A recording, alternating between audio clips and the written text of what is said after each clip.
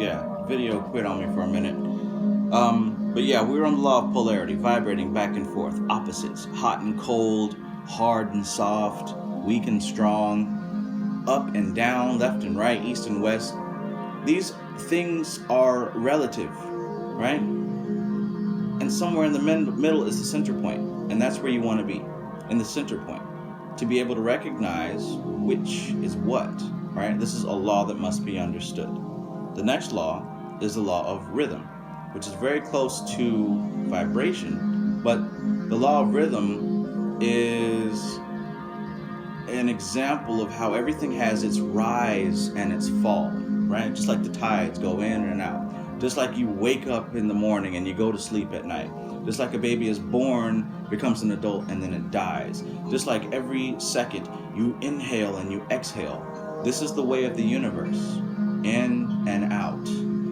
Notice how we're dealing with this same sine wave of up and down, right? The law of rhythm. The force that you put towards something is the force that you get back, which is a lot like cause and effect, which is another law. Actually, cause and effect is the next law. Cause and effect. Every cause has an effect. Everything you do, something will happen based on that intent, which is so important to understand when you're learning about the esoteric arts, when you're dealing with magic and evocation and dealing with your higher self and all that stuff. The effort that you put towards in a ritual or in an evocation or whatever is going to be the same degree that you get something back, right? So don't sit here and think that you're going to draw a sigil and contact King Payman and burn the incense and get the candles and get the music right and then think that nothing's going to happen. That's impossible in this universe, because even the Christians know when you say a prayer, you will get a response. You just have to understand that this is how reality works. When you draw that sigil with your intent in mind, you will get a result.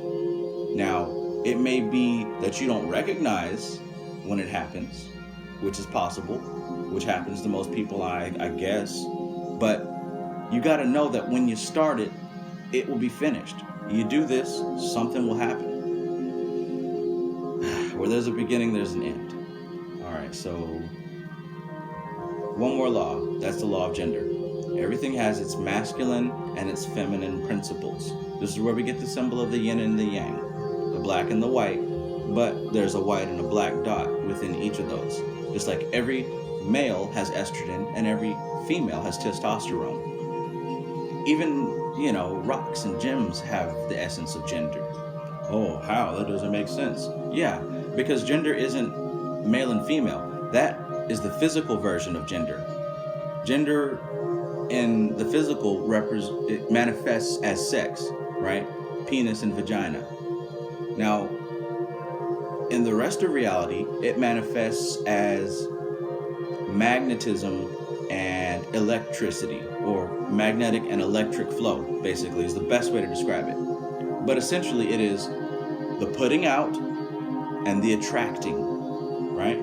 As a masculine energy, you put out, right? You penetrate. As a feminine energy, you magnetize, you bring towards, right? You are the penetrated. Everything in reality has these 7 principles, right? And you can understand and learn these when you read about Hermetics from the Kabbalion and from other books like Initiation to Hermetics. These, to me, are really the basic instructions before leaving Earth. Mastering these will totally change your outlook and how you approach life. There's no more accidents, there's no more coincidences, there's no more, I don't know how to do this, right? If you want something, now you know how to bring it towards you. You utilize what is there. So knowing this, understanding this, what does this have to do with the subconscious mind and the higher self? Okay, so the subconscious mind is the opposite of the conscious mind. The conscious mind deals with the physical body and the 5 senses and all the distractions that take place here. When you are a regular person and you're just based in the world of the conscious mind, the subconscious mind is on autopilot, and it's most likely your enemy, your adversary. It's most likely working against you. Because if you are born in this world, you got some kind of trauma that you had as a child that is directing everything that's happening in your life, right? Even if you had nothing else, the doctor pulled you out of your mom and spanked you on the ass. The first thing you felt is pain, right? But like most of us, you probably had something happen to you when you were a kid, you know what I'm saying? Whether it was something emotional, something physical, something mental, those three planes again. And it has formulated certain strongholds in your mind to where you automatically react a certain way based on that thing that happened to you in the past, that trauma, okay? This magic and stuff isn't going to work until you deal with that first. This is why I stress meditation, because when you sit down and you remove yourself from this objective reality and you analyze your thought process and you see the thoughts that go through your head automatically on autopilot, that cassette tape, when you listen to it and you watch it, you realize what's actually going on. Now, when you see that you have a problem with milk because you almost drowned in a jug, or you know what I'm saying, whatever your problem is, when you realize that you have this issue, now you can take steps to fix it, right?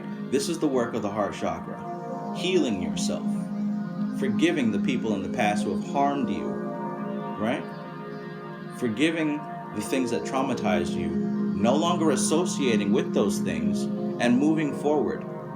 Because until you deal with these things that are traumatizing you, they will always taint every action that you perform, right? Everything you do is going to be predicated by your trauma that exists in the subconscious mind. And until you detach from that, you can't reprogram the subconscious mind. So again, how does this have to deal with connecting to your higher self? Let's say that you do deal with your issues. Now you have a clean slate. What you have to understand is the subconscious mind is basically a battery and a generator of reality. It does whatever you tell it to do. And as long as you tell it, I'm afraid of spiders and I'm afraid of heights, it's going to produce that in your reality. You're going to have situations with spiders and heights, and you're going to be afraid, and it's going to perpetuate this cycle, right? So now what you say is, I have no fear of spiders. I have no fear of heights. I am fearless. I am powerful. I am strong. I am this, that, and a third. Not I will stop being afraid of spiders. I will one day not be afraid of heights. You bring it to the present. You bring it into now. And you repeat it to yourself. The subconscious mind is most impressionable as you're just waking up and when you're falling asleep. So if you can find a way to repeat your mantra during one of these two times, you're going to have the quickest effect. Now, if you want to go ahead and induce that while you're consciously awake, you get your candle and you stare into it for 30 minutes. This puts your brain into alpha state, which is a very impressionable mode to get into your subconscious mind. So you stare at that candle for 30 minutes. Then you go into your mirror in a dark room. Your light, the only light that you have is probably going to be from this candle. So you can barely see yourself. Your eyes will adjust. And you have a conversation with yourself. You're talking to your subconscious mind. I have a ritual based on that in one of my earlier videos. It's easy to find. So essentially, as you begin to detach from the five senses, or should I say, being ruled by your five senses, and you begin to merge the two polarities of the conscious mind and the subconscious mind, you begin to exist in that middle path. You begin to exist in the center, and you begin to move up the tree of life in that 777 pattern, right? Because you're not over here, and you're not over here, you're in the middle, and that is the quickest way to get to your higher self, to creation, right? This is how you merge with that initial thought, and you begin the process of freeing yourself, essentially, from the system. All right? Like I said, read these books on the Gnostics. They came before the Christians. They tell you that this place is a prison. The five senses, the body is a prison that you're trapped in. And you're not going to get out of it just by hoping one day. No, it's going to take action. If that pisses you off, hey, then you got to deal with that. But for everybody else, you know what I'm saying? Pick up these books. Let's study. Let's meditate. Join the Magus Society on Facebook. This is a group where all of us are here contributing ideas, helping each other out, etc., etc. Okay? So, I mean, look, I got nothing to gain from this directly. I am giving what I've learned because I love this path. I love this information. I love the fact that I'm able to understand it and translate it and give it back to somebody who wants to know. That's incredible. That's awesome. This is why I get up every day to do this. And I'm going to keep doing it whether people are watching my videos or not. Whether people are giving me good compliments or talking shit. Either way, I'm still going to be on this path. Right? That's how you got to approach this thing. This is bigger than YouTube. Right? This is bigger than Donald Trump. Right? This is bigger than saving our people. This is about your soul. And if you don't save yourself, you're going to be right back here with your people next time around. Right? And every generation, the physical matter gets worse and worse. Worse and worse for the spirit. And that's the way it's supposed to be. Matter degrades over time. So if you're so worried about stuff that exists in this physical reality, right, and you're not concerned with liberating your soul, you're going to be here on the next go-round. And it's not going to be as pretty. It's not.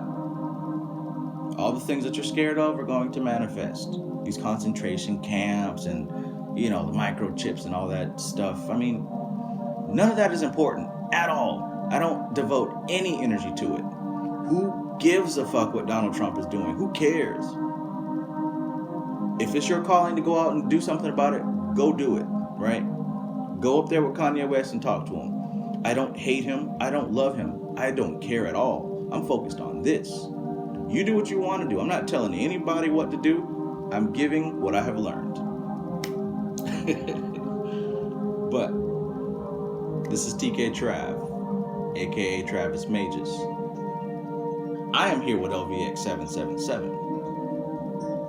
And as every video, I wish you peace.